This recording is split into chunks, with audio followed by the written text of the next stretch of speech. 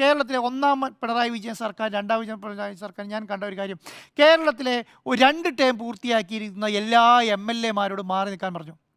മനസ്സിലായോ? എന്ന് പറഞ്ഞാൽ പകുതിയിൽ കൂടുതൽ വരുന്ന മന്ത്രിമാർ മാറിയുന്നു. ഏത് കെ എൻ ബാല, നമ്മുടെ തോമസ് ഐസക്കിനെ പോലെ, ശൈലജ ടീച്ചറെ പോലെയൊക്കെ പ്രധാനപ്പെട്ട റോളുകൾ വഹിച്ചിരുന്ന ഏറ്റവും പെർഫോം ചെയ്ത മന്ത്രിമാർ മാറി നിന്നിട്ട് പുതുമുഖങ്ങൾ വന്ന് മത്സരിച്ചു.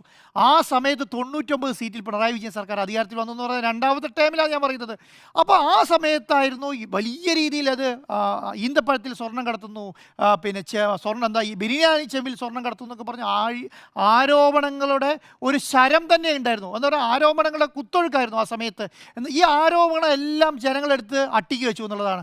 ആ സമയത്ത് പ്രതിപക്ഷ നേതാവ് രമേശ് ചെന്നിത്തലയാണ്. ആ രമേശ് ചെന്നിത്തലയാണ് സത്യം പറഞ്ഞാൽ സർക്കാരിനെതിരെ അഴിമതി ആരോപണം ഉന്നയിച്ചത് മുഴുവൻ.